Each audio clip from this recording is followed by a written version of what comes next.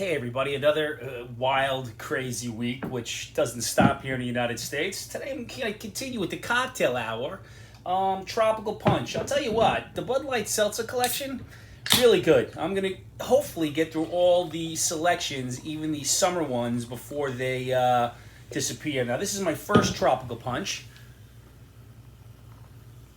and it will not be my last. Very good, nice taste, a little sweet, but perfect. Now, this week was a bit crazy. Everybody's going crazy. I don't know if you heard about it, but the United States government, the CDC, expanded the COVID-19 emergency protocols. So we're at about 860 days of 15 days to slow the spread. Coincidentally, the new BA5 is right here in time for midterms. The midterm variant is hyped up to keep everybody in because they want those ballot boxes stuffed. They want the mail-ins like we're all idiots. Get out there, vote, don't wear a mask, be careful, be your own self, but let's not be fooled by the nonsense. Come on, this new variant is the same as the old variant. But we can be pretty consistent with the ridiculous comments from our politicians, starting off with Dementia Joe. Apparently, there are many reports now that before Joe gives speeches and he's at these conferences and conventions, he needs a few medication to pick-me-ups. I'm sure it's not Viagra pick-me-up. The dementia medicine's not working, but who knows what Dr. Jill is giving him to be half coherent. Because I could only imagine if he wasn't giving him, what would he say? He went on to say he was talking about the Holocaust, and he said to keep truth alive and honor the Holocaust. What are we honoring, Joe? What are we honoring? This is a man who makes more mistakes reading a teleprompter. Forget about going off the teleprompter. The man can't read. What are we doing? Now we're honoring the Holocaust. I mean, I don't understand. And you have Kamala. Kamala, whose speechwriter has resigned. Can you imagine? Must have been the worst job in the world. Every time she spoke, that speechwriter had to be going, oh shit, not again. I can't believe this. Can't you just dance rap? But she can't. This week, she said, you need to get to go and need to be able to get where you need to go to do the work. Really, Kamala? I mean, whatever drugs they're giving her, they need to adjust also. And don't forget Jill. Jill not to be left out of the mix. She was down in Texas talking to the Latino population and said they're just like breakfast tacos. They are unique like the breakfast taco. I personally have never had a breakfast taco, but I certainly would like to give one a try. I think it would be fantastic. However, I do not think that I would like the Puerto Rican bear flavored breakfast taco. I'm just not going for it. I don't know. Can we say racist? I mean, somebody actually wrote that, read that, and approved that was a good message. So I don't know what's scarier, that somebody wrote and approved it, or she said it. Now remember, Dr. Jill is a doctor of education when her specialty is literacy. You didn't know that was insulting, Dr. Jill? I mean, come on. And then we have AOC, the queen is stupid. AOC said she does not feel safe as a public figure. She doesn't feel safe. Somebody said she had a fat, juicy Latin ass. I don't know, maybe she was feeling fat-shamed. Maybe if they said she had a nice little ass, she wouldn't have been so threatened. But the same old dummy in AOC said, Kavanaugh, the Supreme Court Justice, who had somebody go to his house with a gun, a knife, rope ties, a hammer, tried to kill him and they got him, said he's a public figure, it should be all right. It should be all right. It should be all right. Why? Because he's a white man? Why? Because you're so entitled and you're the minority? You should feel safe, but the white man who you don't agree with shouldn't be? AOC, queen of stupidity. Can somebody run against her and win, please? I mean, I can't stand it. She's an attention whore. She needs the attention. But not to be done by the drunkard, Nancy Pelosi, who reared her head pretty quickly after her trip to Italy. She got up and was talking about COVID restrictions and these horrible governors with their COVID restrictions and how can they do it? And then somebody brought it to attention during it that they were Democrats. And she was blah, blah, blah, blah. So she took her drink, which was white, which we are to believe was water, which was probably Tito's, Kettle One, Grey Goose, and she was like, well, yeah, I didn't know what I was speaking about. Have another one, Nancy. Maybe you should have stayed in Italy and kept drinking. I hear the sangria and red wine is great. Go back. We don't want you here. Term limits are a real thing. You know what term limits? We can take Mitch McConnell, too. Get rid of him. Term limits for all of them. They're all insane.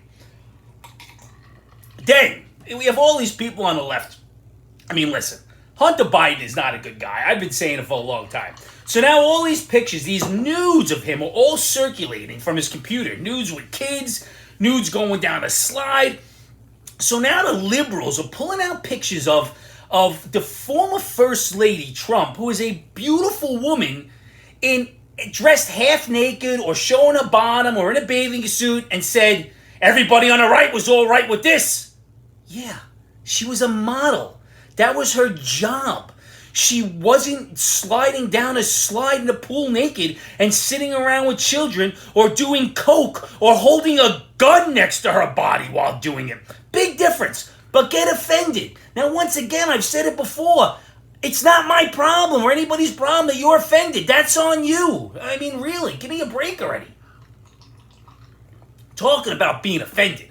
Fat folks would like to get into the diversity. They would like to be involved in TV and TV shows more.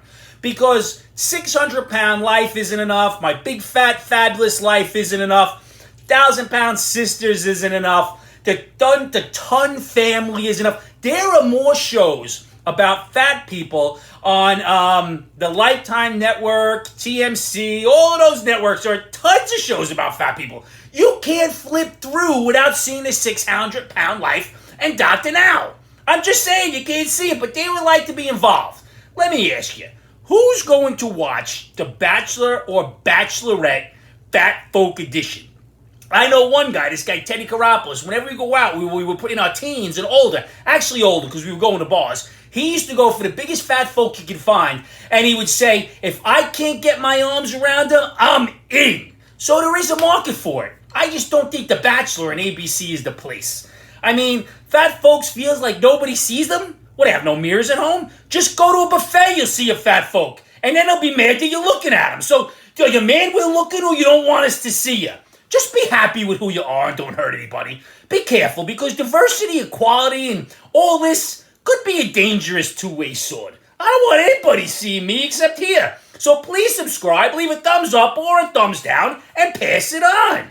I got some real anger issues that I love to rant once a week. So there's that. However, speaking of fat shaming, my wife fat shamed me the other day. I'm downstairs working out and I'm trying to be a little bit healthy. I'm a little on the big bone side, so I'm trying to be a little healthy. She goes, for the amount of times you work out, you should be really skinny. I said, really? That's interesting. I didn't say anything back, but I did start the 30-day, 1 minute a day plank challenge. It's supposed to give you abs. I'm at day 11. There's nearly an ab on my stomach.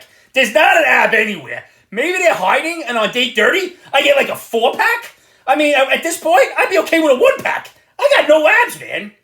And speaking of being here at home, the squirrels are losing their minds. One squirrel told me the other day, he doesn't hate me that much today because I made him the right dinner. But then the next day, we went out to the pizza place, and I'm trying to teach him about change. So I gave him $40 to get our order, and it was like $26. So I give him the money, gives it to the girl, she gives it back and goes, I get to keep the change, right? I said, no, you don't keep the change. It's not yours. He goes, all right, how about I split it with you? So this little guy's trying to get me for splitting the change. Same day I come home, my wife brings home an air fryer. So how far is this fat shaming going? What's next? An air fryer is another gift? What's next? The cookbook gift? This is no gift. Once again, another job for the fat guy. Us fat folks gotta stick together. Really is really crazy. Now, what do we got here? Joe Biden sends over 2 representatives to France for some big meeting, and they're transgenders. A male transgender and a female transgender, which is fine, but he needed to check off the boxes.